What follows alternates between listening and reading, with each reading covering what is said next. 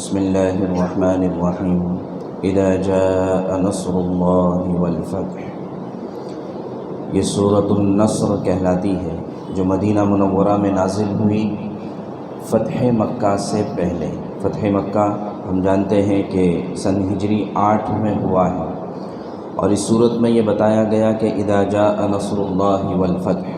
جب اللہ تبارک و تعالیٰ کی مدد اور فتح آئے گی تب تم دیکھو گے لوگوں کو کہ وہ اللہ تعالیٰ کے دین میں داخل ہو جائیں گے جماعت در جماعت۔ چنانچہ جب ایسا ہونے لگے تو آپ اپنے رب کی تعریف کیجئے اور استغفار کیجئے، بے شک وہ بہت زیادہ توبہ کو قبول کرنے والا ہے۔ فتح مکہ سے پہلے یہ سورۃ کریمہ نازل ہوئی تھی اور اس میں بشارت سنائی گئی، اور فتح مکہ کے بعد ایسا ہی ہوا۔ چنانچہ سن ہجری 9 اور سن ہجری 10 یہ عام الوفود کہلاتا ہے کہ جماعتوں کا سال، کہ اس میں قبیلے در قبیلے، جماعت در جماعت لوگ اسلام میں داخل ہو گئے۔ چنانچہ یہ ایک بہت بڑا کارنامہ تھا، بلکہ انسانی تاریخ کا سب سے بڑا کارنامہ تھا کہ وہ عرب کے جاہل اور بدو یا اونٹ کے چرواہے، کہ جن کے پاس کوئی تہذیب نہیں، کوئی ثقافت نہیں، کوئی علم نہیں، کوئی ہنر نہیں تھا، ایسے لوگوں پر محنت کر کر ان کو اتنا عظیم الشان بنایا گیا کہ دنیا کی کوئی تہذیب کے لوگ ان کا مقابلہ نہیں کر سکتے۔ دنیا میں بھی وہ عظیم الشان بنے، یعنی بظاہر بعد میں چل کر جب انہوں نے حکومتیں سنبھالی، جیسے حضرت عمر رضی اللہ تعالیٰ عنہ اور حضرت علی رضی اللہ عنہ، حضرت عثمان رضی اللہ عنہ،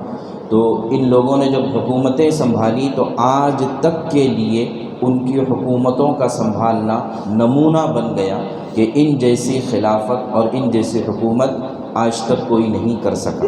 تو یہ ایک بہت بڑا انقلاب تھا، بہت بڑی تبدیلی تھی، بلکہ صحیح معنوں میں انسانی تاریخ کا سب سے بڑا یہ انقلاب تھا۔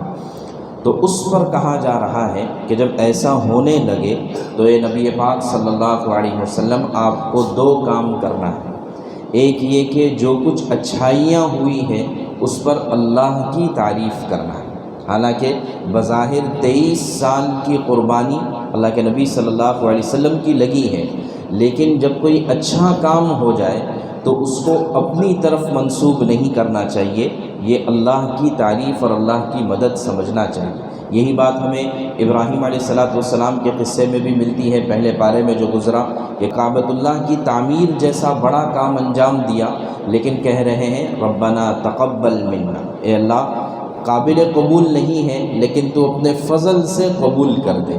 کتنی بڑی بات ہے۔ اور یہاں پر بھی اللہ کے نبی صلی اللہ علیہ وسلم سے کہا جا رہا ہے جو اچھائیاں ہوئی ہیں اس پر آپ اللہ کی تعریف کیجیے۔ اور دوسرا کام بتایا واستغفر، اور آپ استغفار کیجیے۔ حالانکہ اللہ کے نبی صلی اللہ علیہ وسلم کی ذات معصوم ہے، آپ سے کوئی خطا اور گناہ سرزد نہیں ہو سکتا،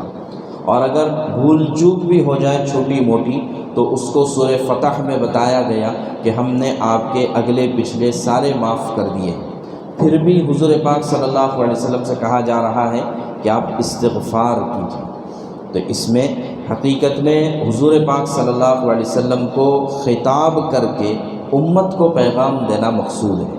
کہ تم کو چاہیے کہ جب کوئی اچھا کام ہو جائے تو اس میں جو کچھ کمی کوتاہیاں رہیں اس کے سلسلے میں اللہ سے توبہ کرنی چاہیے، استغفار کرنا چاہیے، اور اللہ کی ذات توبہ کو بہت زیادہ قبول کرنے والی ہے، یا توبہ کو بہت زیادہ پسند کرنے والی ذات ہے۔ اور اسی صورت میں یہ بات بھی بتائی گئی کہ بظاہر اللہ کے نبی صلی اللہ علیہ وسلم کے دنیا میں بھیجے جانے کا جو مقصد اور مشن تھا وہ پورا ہو رہا ہے، کہ آپ کا مقصد تھا لوگوں تک اللہ کے پیغام کو پہنچانا اور لوگوں کا اس پیغام کو قبول کرنا۔ تو بظاہر اس میں بتایا جا رہا ہے کہ آپ کا مشن پورا ہونے والا ہے۔ چنانچہ اس صورت کے نازل ہونے کے بعد اکثر صحابہ خوش ہوئے، اس لیے کہ ابھی تک قربانی والی زندگی گزار رہے تھے، اور اس میں بظاہر بشارت تھی کہ لوگ تمہارے دین کو قبول کریں گے، تو اکثر صحابہ خوش ہو گئے۔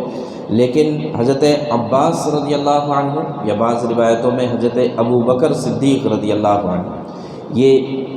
اس صورت کے نازل ہونے کے بعد غمگین ہوئے، رنجیدہ ہوئے۔ کسی نے پوچھا کہ اس میں تو بشارت سنائی گئی ہے۔ فرمایا کہ بشارت تو ہے، لیکن بشارت کے پیچھے ایک پیغام ہے، ایک ہڈن میسیج ہے، اور وہ یہ ہے کہ اللہ کے نبی صلی اللہ علیہ وسلم جب مقصد پورا ہو رہا ہے تو اب آپ دنیا سے رخصت بھی ہونے والے ہیں۔ تو ایسے ہی ہوا، چنانچہ 2 سال گزرے، سن ہجری 9، سن ہجری 10 اور سن ہجری 11 میں اللہ کے نبی صلی اللہ علیہ وسلم اس دنیا سے رخصت ہو گئے۔